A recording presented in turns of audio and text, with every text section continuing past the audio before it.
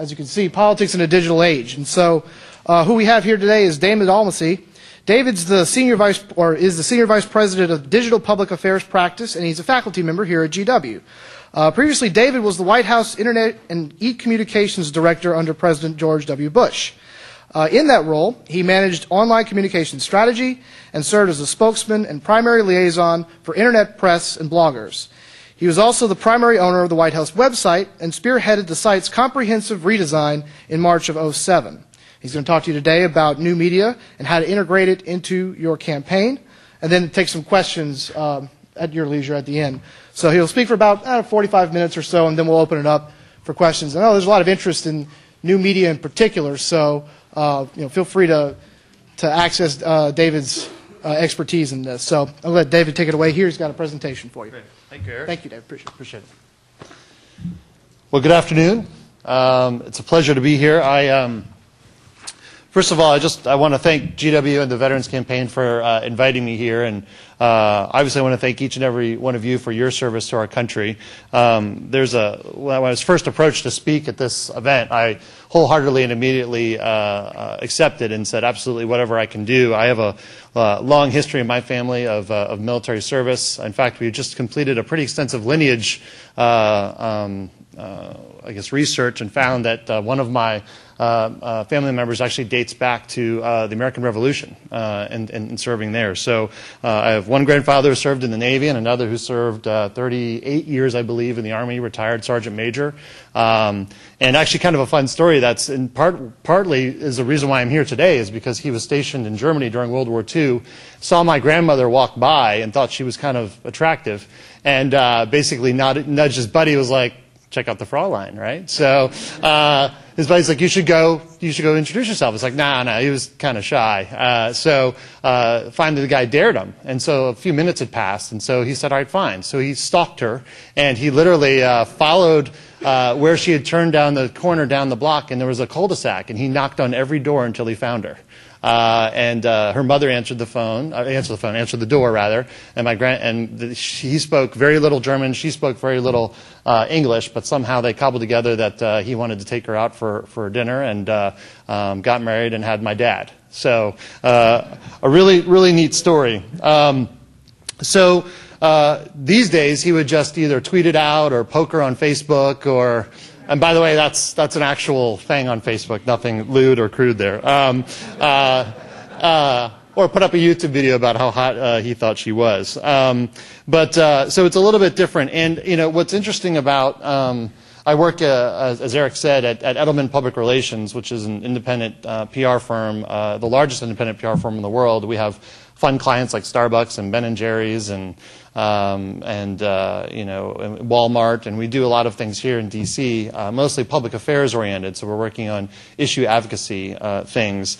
So it's really interesting to be, having served on the campaign side during the Bush campaign, and then as a volunteer, and then I worked for a web company where we built websites for members of Congress who were running for House and Senate, and then after they got elected, we ended up building a bunch of sites for them on the .gov side. So I've seen a little bit of both how do you get them there, and then once they're there, how the rules change once you actually get elected, and then that led to the honor of being able to serve as President Bush's Internet Director during the second term from 2005 to 2007. So what I thought I'd do, just real quickly today, is go through a little bit about my experience at the White House, what I learned as that was happening, and then apply some of those social media principles to what's going on in the online campaign space today. I will say that it's probably no surprise that I happen to be a Republican, so some of my case studies might lean that direction, that's not, and I do try to make my presentation balanced, but I also think we're at an interesting time now, because when you are out of the majority, whether it's at the White House, the House, or the Senate, you're willing to try just about anything to get back on top. And we saw this during campaign 2008, and a lot of people credit the Obama campaign for their use of new media and new strategies to reach voters in new ways. In the same way, the Republicans today are doing some really unique and innovative things, but I just want to stress that it's not about online only. And I think that there is and I'm about as big as a digital evangelist as you'll find out there, but I'm also a traditional media guy. I spent 5 years at C-SPAN before I got into the web world. So it is about an integrated communications approach, that it's not, oh, we're going to do all these things, oh, and by the way, we need to do a couple things on the web as well. It's about, we're going to do all these things and figure out how to best augment them and use the web as an additional channel. So anyone who says to you the mainstream media is dead, my personal view is that they're off base on that. I think that it's certainly changing, and we'll see where it all goes. So with that, I'm going to walk through some examples, and then we'll have a little time for Q&A at the end. So before I go into today, I'd like to take a little stroll back in history and test your political knowledge when it comes to communications. Bob Schieffer wrote a book, and in it he said that he opined that the politicians who are the most effective are those that are able to master the communications medium of their day.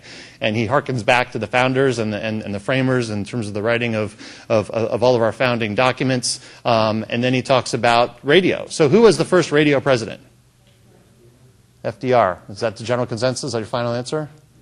Wrong. Calvin Coolidge, 1923. And what's shocking about that, people are like, what? How can that be? We always remember FDR as being the first radio president. Well, the reason why is because Coolidge was the first to actually use the radio as president. Herbert Hoover was actually a ham radio user, and because of the interwebs, I was able to find, I say that jokingly, I was able to find all of these photos rather quickly, which is what I love. But he was a ham radio user, but he had a very loud, booming voice, and so people didn't like listening to him as he was yelling at them. But more importantly, the signal was only able to travel from D.C. about 3 or 4 miles because it was ham radio. He didn't have the ability to broadcast to the world or to the country. So it wasn't until 1933 when FDR, what is called the golden age of radio. What happened there is that NBC launched to 37 networks around the country. So the medium of the radio was nothing new. What was new is the ability to reach new people. And so FDR and his staff really envisioned, keep in mind, obviously, they didn't know what their president sounded like on a regular basis. So he envisioned, people. You've seen the imagery and the photos of families huddled around the radio in the bottom left-hand corner. Actually took me a while to find that on the web as well. To find the old, radio where they're actually listening to their president for the first time. So, 33, golden age. First television president. Anyone want to take a guess? First president to use the television as president of the United States. Nice. Who said Eisenhower? Fellow military man. That's right. Here we go. Dwight Eisenhower, 1955. In fact, that is a picture of the very first White House press conference. What's interesting about this is we often think, and when I ask people in presentations who they think, they say JFK.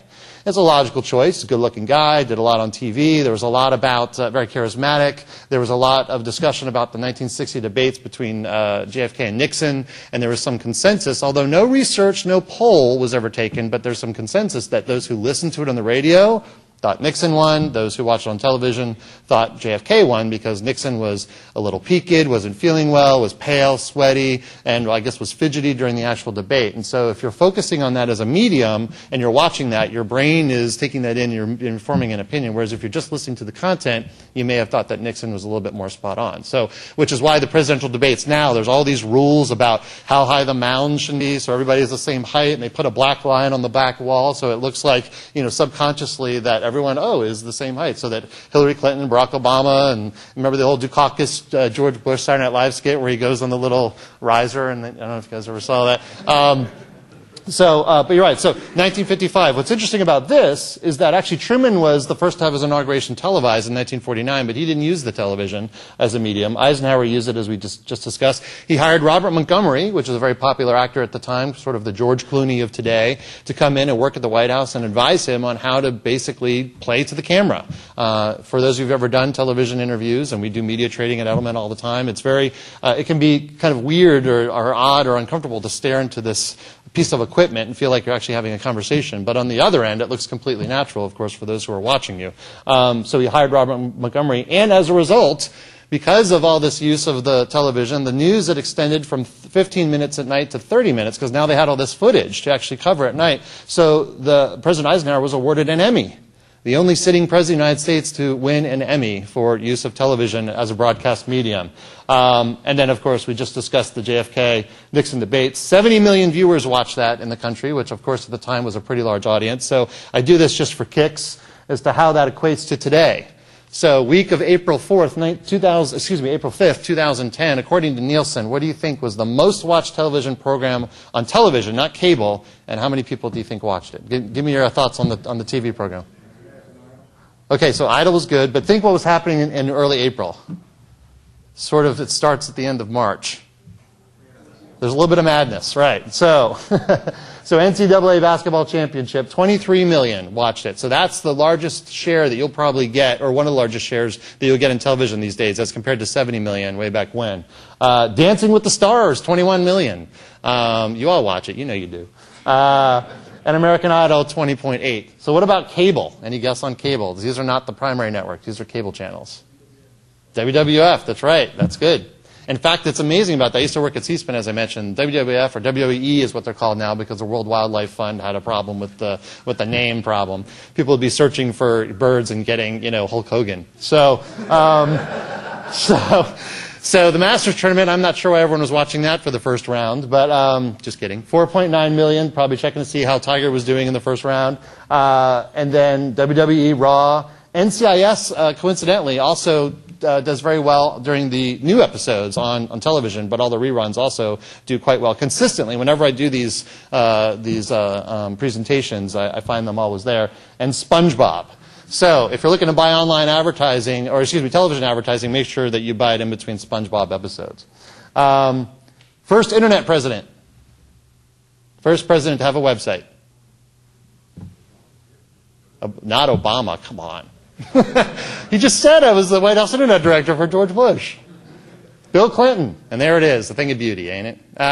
But keep in mind for the time that this was pretty cutting edge, right? Because there are only about 100 or two, websites on the web. And much like the golden age of radio and the golden age of television, as it began to grow, you could have a website, but no one was on the web. You didn't go to the web to search for things. You went to the microfiche and the card catalogs, and you called your friends and whatever you needed to do to actually get the information. So I really credit President Clinton for being the first to not only launch a White House website, but to also require that each of his cabinet agencies also have a website. They were planting seeds for trees they never get to sit under, which is one of my favorite phrases. And that's sort of how I approached my job when I was there. So this is what it looked. It was actually launched in October of '94, but this is what it looked like in November of 1995.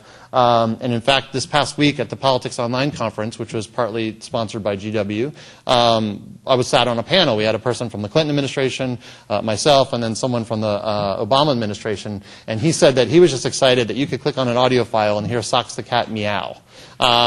So really cutting edge stuff for 1995. But again, here we are just about 15 years later, and now what I believe is the golden age of the internet. So this is what the White House website looked like when I relaunched it in 2007. This is what the archive looks like.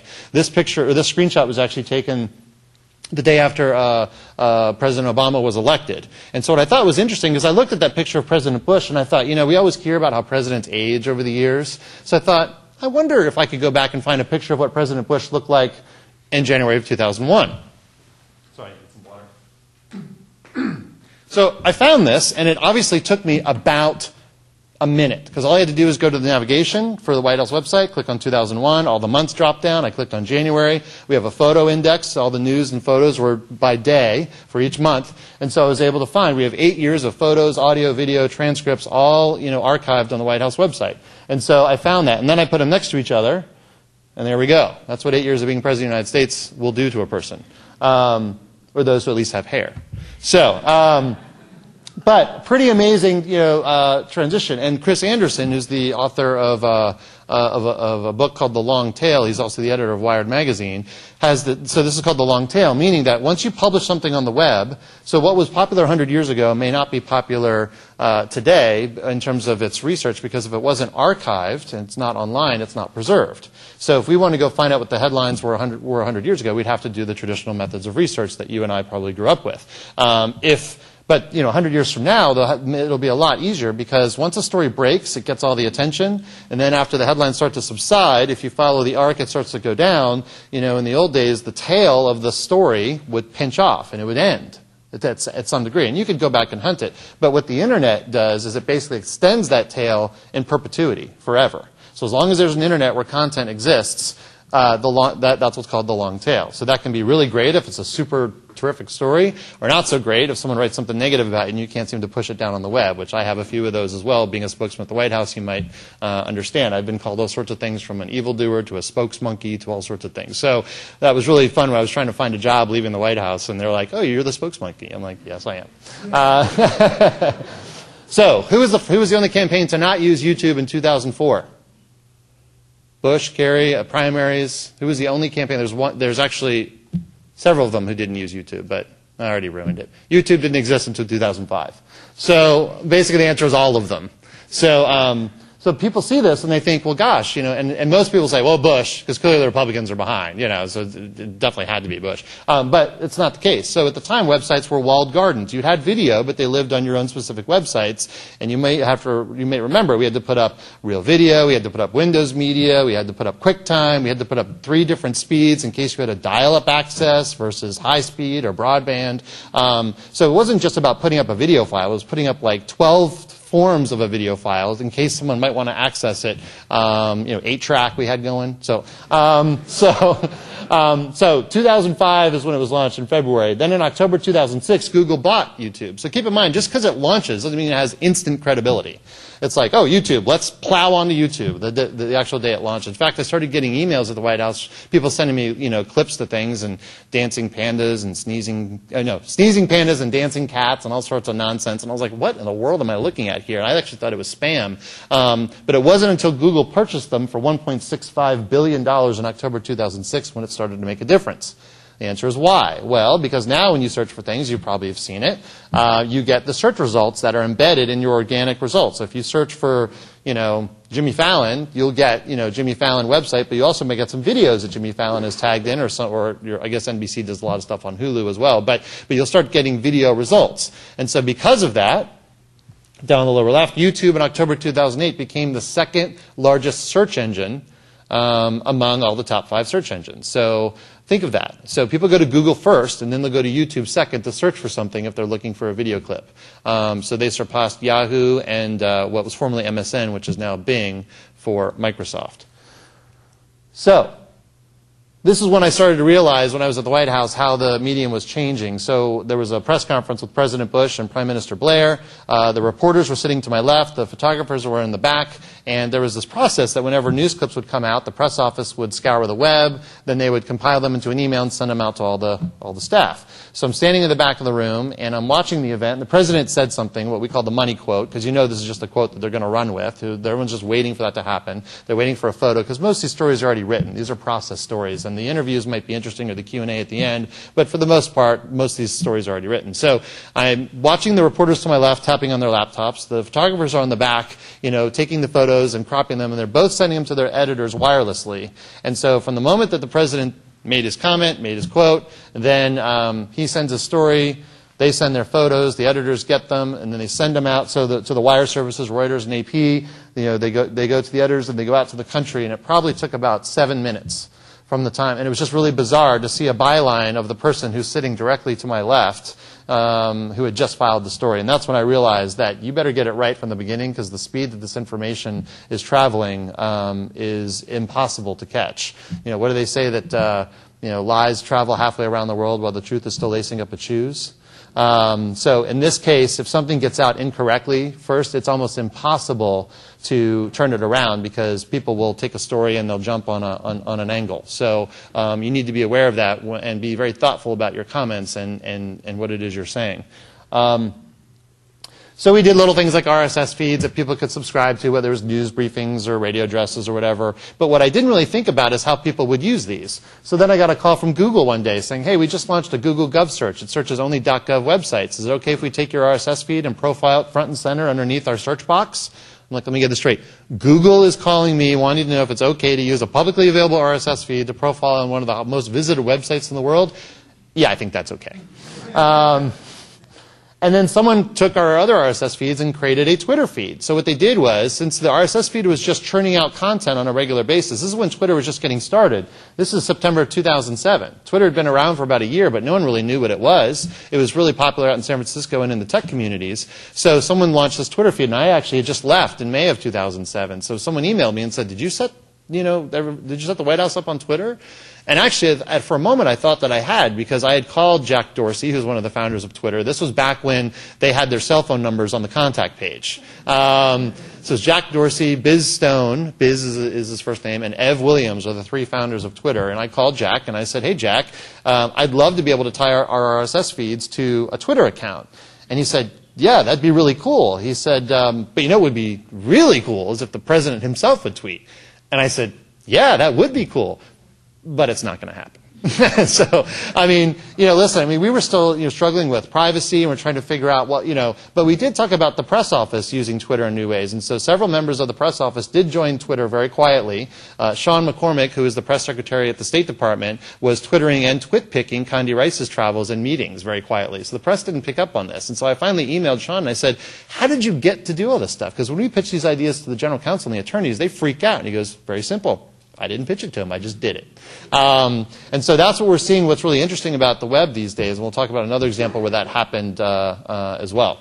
So what happened is that after President Obama got elected, though, Twitter deemed this a fake account, shut it down, and then took off the, and then just called it @WhiteHouse. And so now, what's interesting is there's a website called myfirsttweet.com, and it's the first tweet of everyone who's ever joined Twitter. They just go back into the archives and they pull it up. So if you go to myfirsttweet.com, it is a picture of Obama, because it's using the White House feed, or myfirst/White House, but it's a Bush press release, because the very first one was in September of 2007.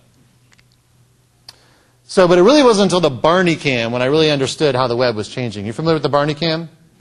Okay, so after 9/11, because of security concerns, we couldn't bring people through the White House to do holiday tours. So there was this discussion with my predecessor, Jimmy Orr, who was at the White House, and said, well, how can we use the web to kind of get out to our message in new ways? And how can we showcase the holiday tour? And clearly the web will play a really primary role in this. So they went to Jimmy. Jimmy said, okay, well, why don't we strap a camera to the president's dog, Barney, a Scottish Terrier, let him run around the White House, slap some music to it and put it up on the web, and we'll be done with it. They all had a big chuckle about that. They didn't think anything about it. A day or two later, Jimmy gets a call from Mrs. Bush's office and saying, hey, how's the Barney Cam coming? He said, what do you mean? He said, well, you talked about your idea. Mrs. Bush loved the idea, and she's told some of the press, and they're looking forward to it. And Jimmy's like, she did what? So they actually had to produce this thing. So the first year, that's what they did. The second year, we started to use some cameos and scripts and that sort of thing. So then I arrived with all my Hollywood production experience. And they said, Dave, you have 3 rules for Mrs. Bush for the Barney Cam. It's got to be silly for kids, funny for adults, and above all, most importantly, it must be presidential. Silly, funny, and presidential. Try to thread that needle. So I wrote a couple scripts. The first one we did was called A Very Beasley Christmas. The premise was that Beasley, Barney's sister, had been given to Mrs. Bush in July of that year. And so it was her first year at the White House, and that basically Barney was jealous. So there was a little fun little script about that. And then when we go in to go tape the piece, that's the president sitting at the desk, and there's Jared Weinstein. Barney's down on the floor by the tree there, and that's me there in the green tie with Kevin Sullivan, the communications director. And the president turns to me at this very moment, and he says to me, $7 million. I said, excuse me, sir? He said, $7 million. I said, I don't understand. He goes, that's how many views Barney Cam got last year. Oh, right, absolutely. He goes, we're going to beat it? I hope so. Hope so? Yes, sir, we're going to beat it. Absolutely, we're going to use it. That's what I want to hear. So, of course, we put the thing out, and we have George Stephanopoulos on there. We've got Steve Scully from C-SPAN. We've got all these really great folks. We fed it to the press the night before. I'm getting tons of emails from friends who've seen it on the Today Show. Mrs. Bush releases it at the Children's Hospital. A lot of press there. And so, of course, I get back, and I get a phone call from one of the president's aides saying, some people over here want to know. That's the code, by the way. Some people over here. They want to know what the stats are. I said, well, tell the people I'm going to look into it. So I go back to it. Go to the web team. I say, hey, what do the stats look like? They're like, yeah, they're awful. They're really low. I was like, no. You don't understand. Some people want to know. We got to tell people what they want to hear. So he said, yeah, they're really slow. We only have like 100,000. 100,000? How is that possible? We put it out everywhere. And so I decided, I just couldn't figure it out. And then it hit me. Wait a minute. They're not coming to whitehouse.gov anymore. They're going to YouTube. They're going to LATimes.com and watching the video that they have on their servers. So basically, when we fed it out to the press, they created their own digital file and put it on their websites. They weren't driving traffic to whitehouse.gov. They don't care about driving traffic to a government website. They're trying to bring users to their website so they can serve more ads and make more money, right? So that's when I realized that we had lost total control of our ability to maintain content, but that it was okay. Because ultimately, is it more important that 7 million people see it on your website or that potentially 30 million people, rough estimate, see it on all the other websites, right? Who's going to question that, right? So then we started approaching everything we were doing with that manner, whether it was audio. I mean, this obviously was kind of a fun example, but there were serious examples, whether it was State of the Union, presidential radio addresses. So we started seeking new ways to distribute our content. We published our audio on iTunes, the #1 repository for podcasts. Keep in mind that this is based for music, though. So the challenge is that whenever audio was coming in, people were commenting. It was there for people to say whether the band was good or not. So, of course, I'm all excited. We call Apple. I called Apple, and I said, listen, we'd like to create a presidential podcast. And he said, that's great. So we did a whole room. We created it online. And, of course, the comments started flooding in. And they weren't good. The first one was, I hate this president. He's a jerk. He should burn in hell. So, all these sorts of things were coming through, and I'm thinking, oh my gosh. So what do you think the first reaction of my staff was and the people I had to report to? Shut it down, right? So I went to Apple and I said, listen, we gotta pull this down. We'd already done a little bit of press around it. We got a pretty good piece in the Post about the White House using new technology. We had a lot of bloggers talking about it. And so now I had to go back to Apple and say, we have to turn it off. He said, well, we can't. And I said, what do you mean you can't? Of course you can. Just turn the comments off. He said, well, that's not how it's set up. So Pete Alcorn, who heads the iTunes unit, gave me great advice. He goes, give it some time. Give it some time. Give it a couple of weeks. Give it a couple of days. Let's see what happens with the comments. He said, we'll delete the ones that are totally offensive or vulgar or whatever. But he said, if it's just people are spouting off, that's kind of the point of online community. People are going to do that, And I said, all right, so that was a hard sell internally, but I got him to agree to kind of give it a couple of days. And then it came in. The quote that we all were waiting for. And it said, not a huge fan of this president, but kudos to him in the White House for understanding the way that the web is changing and the way that we prefer to receive information. I will be a forever subscriber. So I called Mom and thanked her for submitting that. And no, it wasn't my mother, as far as I know. And my mom is a Democrat, by the way. She promised me when we actually met with the president for my departure photo that she wouldn't embarrass me. And she had a Bush countdown calculator on her keychain that she took with her into the Oval, by the way. And so we go to meet with the president, and she goes, I'm going to tell him what I think. I'm just going to let loose. This is my chance. I'm never going to have another opportunity. I said, Mom, this is my day. Come on. I'd already left. This was like the final photo. So we go in, and very nice. She's very pleasant. I have my daughters and my wife with me, and so we take our photos. And then my mom says, oh, and Mr. President, one more thing before I go. And I look at her with a mom kind of look. And she says, you and I are the same age. And I was like, nice. And he looks at her without missing a beat, and he goes, you look a hell of a lot better than I do. So that's the lesson we learned through iTunes, is that, not everyone's going to agree. So then I was like, hey, let's go everywhere. So I called TiVo. I never heard a podcast until I had TiVo. I didn't own an iPod early. I wasn't one of these early adopters, government salary and all. So we had TiVo, though, at home, and so I called the folks at TiVo, and I said, can we feature the president's radio address on TiVo? So maybe put it next to Damon Lindelof and Carlton Cuse from Lost and see what kind of traffic we get? And they said, absolutely. So he said, the only rule we ask you that you would tell us what your numbers are so we can determine whether it's making a difference in terms of our distribution. I said, yeah, that's great, because they were testing the TiVo cast at the time. So that's what we did, and our numbers went from about 10,000 to 30,000 every week. So we knew that we were reaching a lot more people, at least those that were technology, digitally focused. The widget in the bottom left, someone took the presidential seal and created a widget based on our feed and launched it. And of course, General Counsel saw that because there's very strict use about how you're supposed to use the seal. So he sent him a letter and called me and said, so you got to call this guy and tell him to shut it down. And I said, all right. So I found his website, and he had a little note on the website, and it said, if anyone at the White House wants to learn how to make a widget, I'm more than happy to walk them through how to do it. because clearly, whatever. Well, that's how I read it. What he actually meant was, hey, if anyone at the White House wants to learn to make a widget, I'm happy to help them to walk them through it. And so, like tone of emails don't always come through. So I called him, brought him in, and he actually walked our web team on how to create a widget and how to create RSS feeds. And turns out he works for a technology company here in Northern Virginia, and talk about public citizen engagement. And I personally bought him a White House ball cap as a thank you. And as we're leaving, he says, hey, can I call my wife because she thinks that you guys are going to abduct me? And I said, absolutely not. There's no Guantanamo Bay in your future.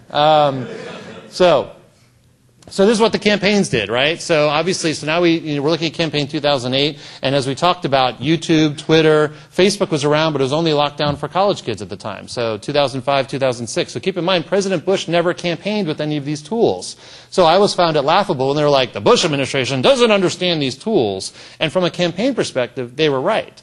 But governing there is a whole different ball of wax. And at this Politics Online conference earlier this week, they had a panel from the Justice Department, State Department, Treasury, and they were all complaining about all the rules and regulations and 508 compliance and all these things. And I said, welcome to my world. But it is changing so fast. And this is obviously what the Obama campaign specifically did so well in terms of creating their own community. But there's all these other networks out there as well. And so it's a matter of finding these folks and how to reach out to them. So Anita Dunn talked about this a little bit in terms of how the campaign used the web to control their message. And she actually was quoted as saying that we didn't have to go to the press anymore. What we would do is we would publish our own videos, not talk to the reporters, and then the reporters would be forced to write about what they saw on our videos that we had released. Pretty brilliant strategy, right? Last time I spoke at GW, I told the story, and everyone started laughing, and I said, what? And they said, Anita was the speaker just before you, and she said the same thing. I was like, nice. So I said, great, nice to know I'm blasting her in public, and she was actually possibly in the building, can come find me. So anyway, but the point was that she got some criticism of this. So I put it on Facebook that night. One of my former colleagues from the White House saw the video that she had spoken about, and so Ben Smith, from Politico, saw my thing on Facebook. I also tweeted it out, and he responded. He said, hey, doesn't she sound kind of like your old boss, filter and all? I'm like, I'm not going to get into a fight with a reporter on Politico. This is not going to be good. I'm going to lose. You never get into a battle with someone, as they say, buys, ink by the barrel or whatever the equivalent would be these days online. And then my buddy, though, Tony Fratto, who was a deputy press secretary underneath Dana Perino, saw the conversation. He weighed in for me, which was even better. Because now it's not me fighting my own fight. Now it's like someone else who kind of jumps in and says, hey, wait a minute. And then Ben says, hey, trying to avoid filter of national media isn't new or genius for a White House. Well, unless, of course, Obama does it, right? So then within a couple minutes later, Ben had actually he found the video on YouTube and published a blog post on Politico. This all happened at about 8:30 at night within about a 15-minute span. So that's how quickly something can happen. Something you just put out on Twitter, and because Ben was following me on Twitter and Tony was following all three of us, we were able to start what ended up being sort of a private conversation, even though it was public on Twitter and on Facebook with our communities. But then Ben took it to the next level and found the video and was able to pull in the whole different story and to provide all angles, which I thought was really fascinating. So now the Obama campaign, after they've elected, have created Organizing for America. And I thought it was really interesting because I went to go look at the site last night, and they won't actually let you in unless you fill out this form. You can't look at the website. I tried to get there through Google, I tried to get in through back pages, and you actually couldn't get there. So what they're doing is they're asking for your email address and your zip code, and get started means that, you can now become part of the campaign. So this is a strategy that clearly works, but it might actually, torque off some of your supporters if they're trying to get information about what it is your campaign is doing. So, but an interesting screen, that can actually help you in building your lists. And the Republicans are not necessarily behind. As I talked about earlier, we all have access to the same tools. The only difference is how we use them. The Obama campaign had a staff of 100 people towards the end and spent $8 million in 2 years. They spent more in 2 years on the campaign than the entire White House spent in 8 years on whitehouse.gov. I had a staff of 2. And I had a few contractors at my disposal too, but 100 campaign staff and volunteers for online alone, and that also includes some online advertising. So clearly, when you come into the White House, if you found out the White House was spending $8 million on online advertising as a taxpayer, you might not, be too open about that. But there are some ways that they're actually leveraging it pretty well. So I'm going to give you a couple examples about what the GOP is doing these days. So first, if you look at the campaign in 2008, 55% of all adults, which is about 74% of all internet users, look to the web to get information about the election. So that is something that obviously has changed and is growing rapidly. 45% of Americans watch video online, 33% share digital political content, 52% of those with social networking profile use that site for political purposes. So now we're building on what we call the social graph.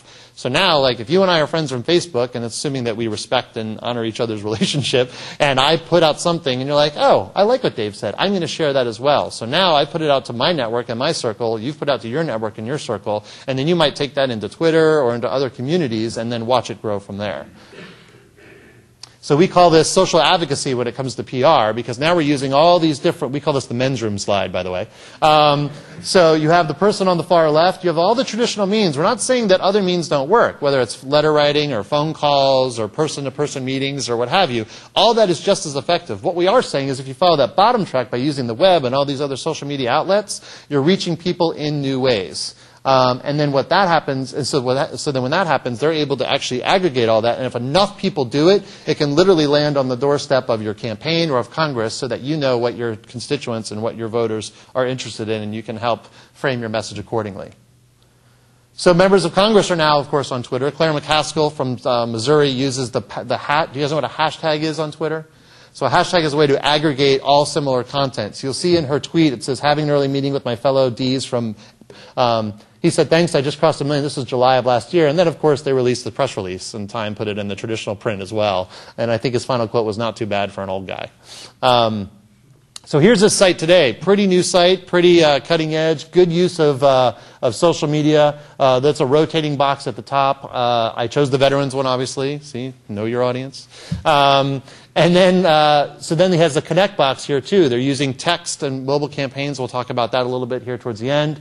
Using Twitter, Facebook, YouTube, and Flickr for photos. Now, these are not like the preferred necessarily social networks, but they're the largest and the most used. So you can use whatever network you want. But the point of it is that, you know, if you're putting up a video on YouTube, you're leveraging the search stuff that we talked about earlier, but also you're not paying to host it.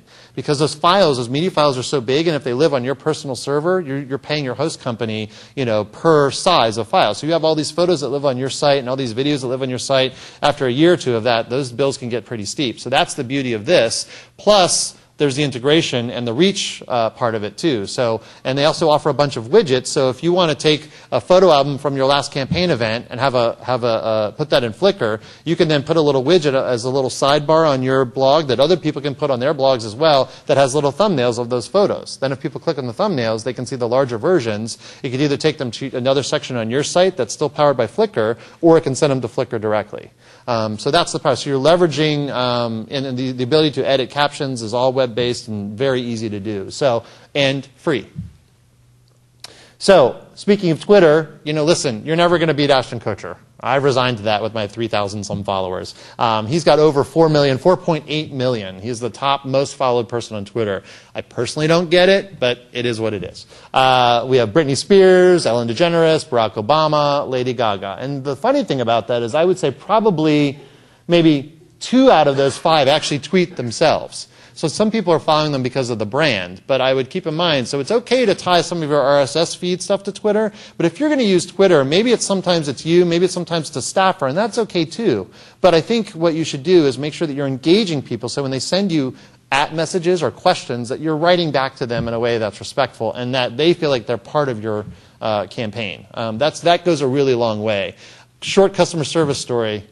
Okay, short customer service story is that on Christmas Eve, the Santa gift, our daughters had asked for a trampoline, and for some reason, Santa agreed to accommodate that request. It's an indoor trampoline. It's a little blow-up thing, and it didn't arrive on time. So FedEx, we were freaking out. So FedEx at 10:30 on Christmas Eve rings the doorbell. And so I opened the door, and there's the FedEx guy with the box in hand. We knew exactly what it was, and I just said, "You just saved Christmas." And I offered him in, gave him milk and cookies the whole show, and then I went to Twitter and I said, "Thank you, FedEx, 10:30 on Christmas Eve, delivered Santa's gift. FedEx just saved Christmas." Within a couple hours, someone from the FedEx online community followed me.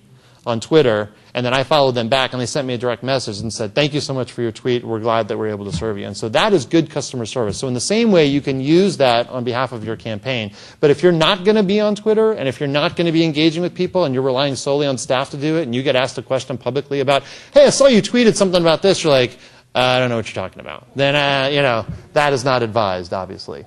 So now it's not just about mainstream media, MSM, or new media. Now it's about congressionally generated content. My friend Chad works for Fox News. He was interviewing John Culberson, a congressman from Texas. And while Chad was interviewing him for Fox, Culberson pulls out his cell phone and says, do you mind if I actually webcast you on this website called Quick? And we'll webcast it live. And while you're interviewing me, I'm going to have my followers send me questions. And that's Chad responding, well, yeah, that's great. That's his face. And the cameraman I love in the back is looking very suspect about this whole process. But this is the point, is we don't need the mainstream media anymore necessarily. Now, they have the reach. No one can match their ability to reach millions of people at one time. This is another thing that Chris Matthews says. What the web does is bring millions of things to one person. So, of course, Facebook's being used for that. Patrick McHenry held a hearing with Secretary Paulson, former Secretary of the Treasury, asked his friends and followers on Facebook to submit questions. He got some ideas.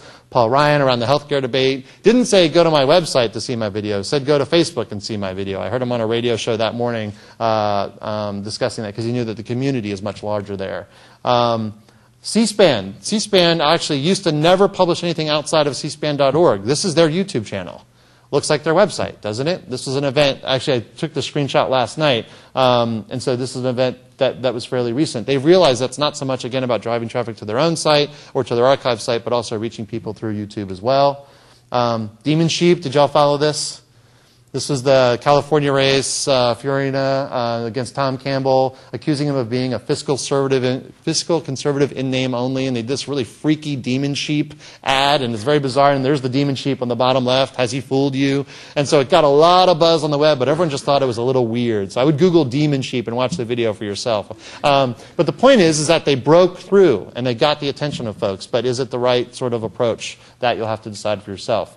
Search is important. If you search the word healthcare right now, Organizing for America and the White House come up as number 2 and 3.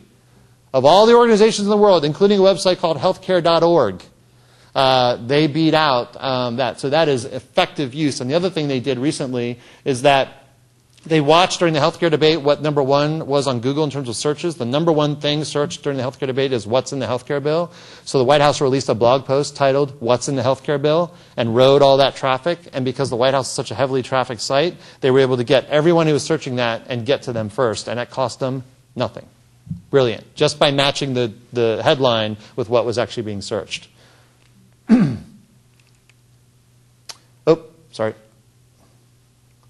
Of course, these are the, play to the base kind of approaches. So right after the healthcare thing, it was code red for the Republicans, fire Pelosi. So these microsites popped up. And yeah, they call them money bombs or money blitzes. And they'll raise a little bit of money. This happened after Joe Wilson yelled, "You lie," at the president. And of course, he raised $2 million as a result. And of course, he was attacked vigilantly and he apologized publicly. But the campaign dollars were still coming in from supporters all across the country. So 1.5 million, this was as of last night too, I took a screenshot, has come in since the healthcare bill passed.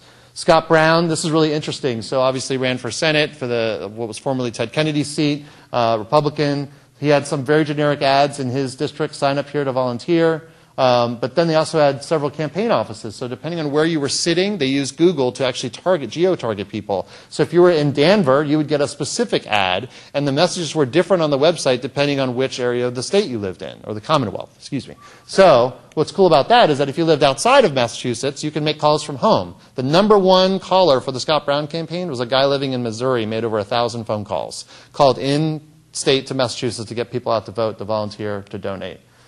Twitter account he used pretty effectively. Notice, though, that the use of mobile campaigns, text Brown to 68398, what they did was they used mobile as a way to garner people, and then when his opponent, Pat Coakley, was doing media interviews, they texted out phone numbers to the radio stations and said, hey, she's going to be on in like 10 minutes, flood the phone lines.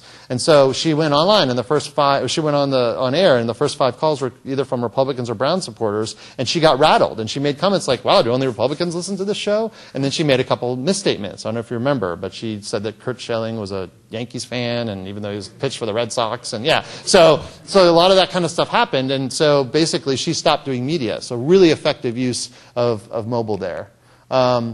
Video. So this is the next phase of media. This is a company called Mixpo, not a client, just I had a demo from them last week. They worked with Scott Brown. So you'll notice at the bottom, instead of just putting in YouTube, they can host these ads that live on sites.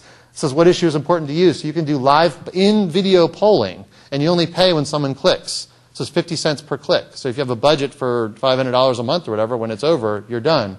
Next phase of that is you can actually change the back end. So you can change those links, contribute, Scott Brown, email a friend. So when election day gets closer, you'll see the messaging changes. January 19th, 4 days left to vote, click to donate, click to volunteer, what have you. All embedded, all on the back end.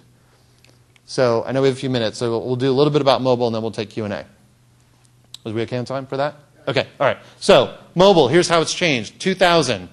Keep in mind, our connections were slow, stationary connections built around your computer. Right? So all the content lived on your computer. You want to send someone a photo, you would attach it, and you'd get those 9 meg photos that would gum up your email box or bounce back, right? So 46% of adults, 5% were online, 5% had broadband, 0% wireless, 10% used the cloud like Flickr, Facebook, all these types of places where your content lives up on servers instead of on your personal phone or personal computer.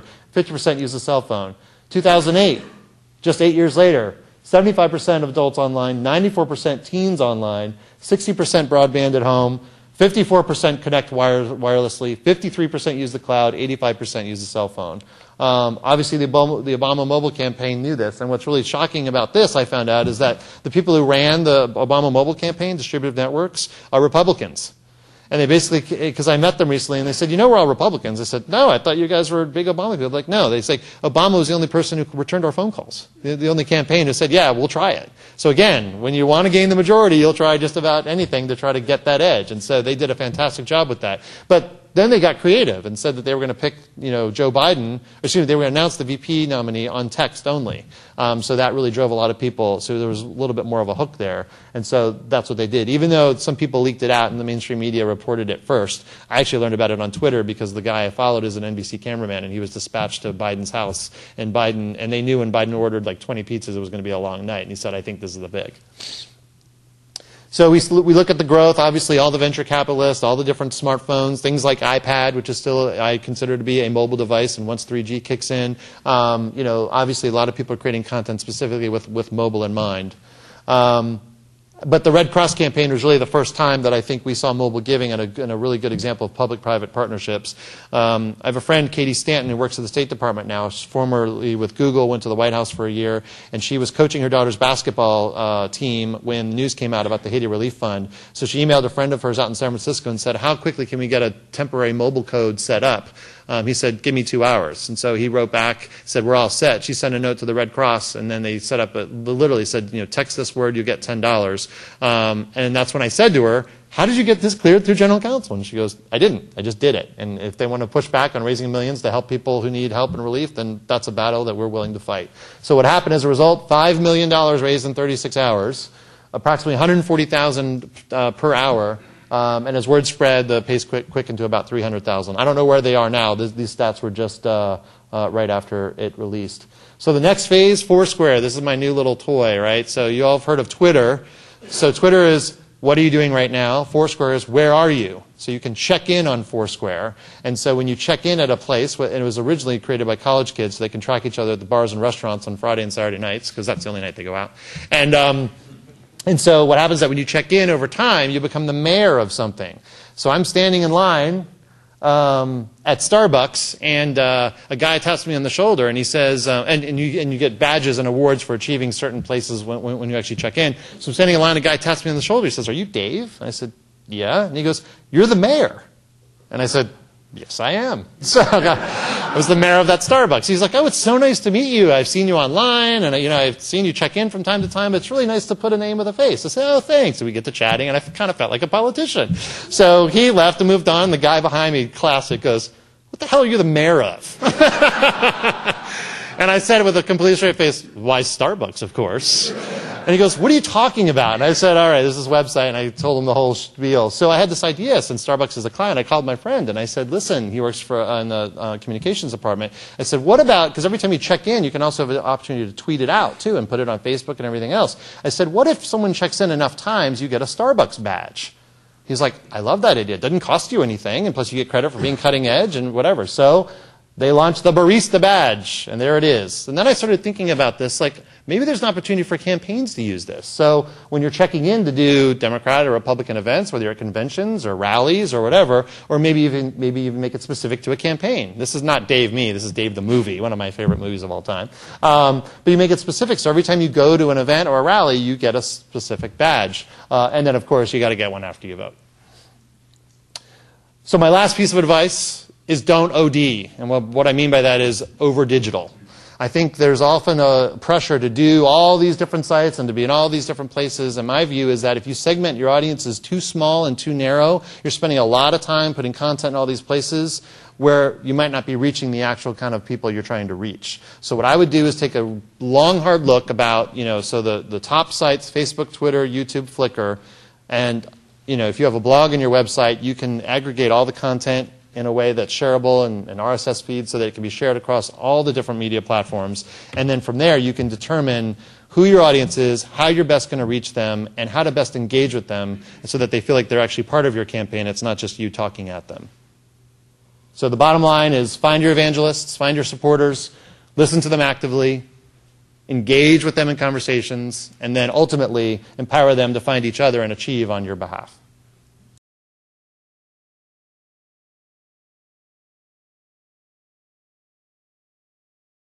That's like saying, how do I win the lottery?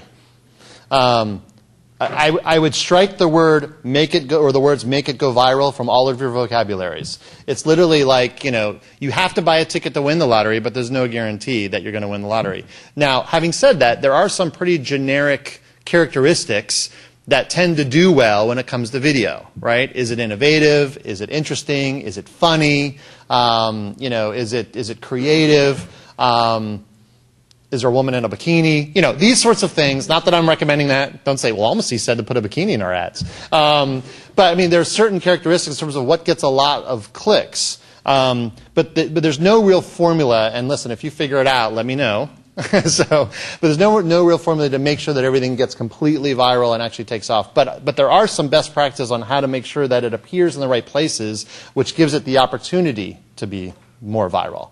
So again, it's got to have a lot of these characteristics. So if it's you with, your banner behind you and you're saying, hi, my name is David and I'm running for this office and I asked for your vote and thanks for watching my video. Like that's probably not going to get a lot of attention. But if you have something creative where you're out and you're actually interviewing people on the street about what the issues they care about and say, look, this is what I would encourage you to go back and watch the Scott Brown commercials. He did a really good job of like walking the streets, getting these little flip cameras. You use flip video, $200 you can buy them for. They fit like literally in your pocket. There's a high def version as well, and you can cut videos very quickly. You can edit them on your desktop. It is very simple to do. It really is. And don't do 10-minute videos. Do shorter. Anywhere 2 minutes to 3 minutes is preferred. The average time that someone clicks off a video is 13 seconds. So if they don't watch the whole thing, they're going to leave after 13 seconds. So make sure you put your campaign logo and your domain at the beginning of the video as well as at the end, because there's a chance that they might not get all the way to the end.